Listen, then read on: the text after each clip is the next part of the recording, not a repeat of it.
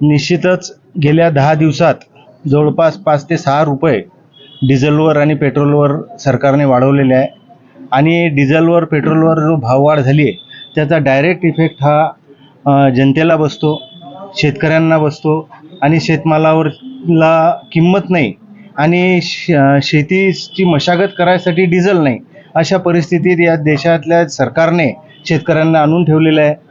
एकीकडे खताच्या किमती वाढत आहे, जवळपास 600 रुपये पर बॅग ही खताची किंमत वाढलेली आहे.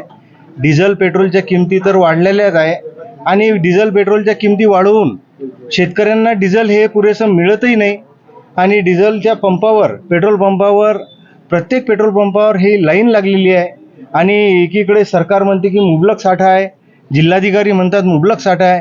निश्चितच हे खोटं बोलून राहिले. आपल्या प्रत्येक पेट्रोल पंपावर शेतकऱ्यांनी रांगाच्या रांगा लावलेल्या आहेत. एकीकडे भारताचे प्रधानमंत्री म्हणतात की बाहेर देशात टाळावं आणि स्वतः प्रधानमंत्री जे आहेत नरेंद्र मोदी जे आहेत ते आजपर्यंत मीडियासमोर प्रधानमंत्र्यांनी कधीच पत्रकार परिषद घेतली नाही. जवळपास 12-13 वर्ष झाले ते प्रधानमंत्री आहेत, परंतु प्रधानमंत्र्यांनी पत्रकारांसमोर जाणे नेहमीच टाळलेले आहे.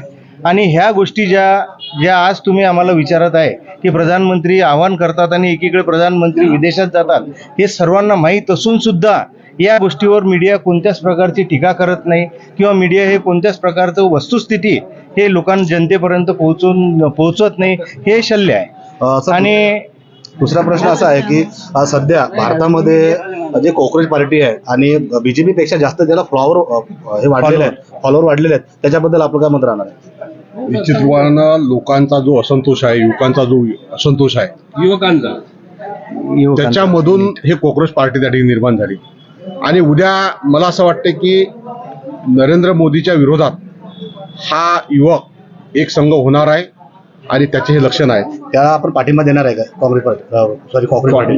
काँग्रेस पार्टी ही स्वतःच्या विचाराची काँग्रेस पार्टी आहे, त्यामुळे पाठिंबा द्यायचा विषयच नाही. परंतु विषय असा आहे किंवा हे युवकांच्या मनातला असंतोष ज्यावेळेस व्यक्त होतो त्यावेळेस ह्या सर्व गोष्टी घडत असतात. आणि दुसरा विषय असा आहे की सर, ज्या 17 विद्यार्थ्यांनी फाशी घेतली, त्या नीट पेपर फुटला, त्याच्याबद्दल काय?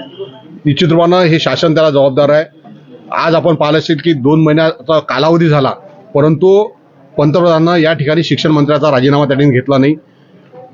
पहिल्यांदा त्या शिक्षण मंत्र्याचा त्या ठिकाणी राजीनामा त्या ठिकाणी घ्यायला पाहिजे होता आणि हे सर्व ज्या गोष्टी आहेत ह्या निषेधार्थ आहेत.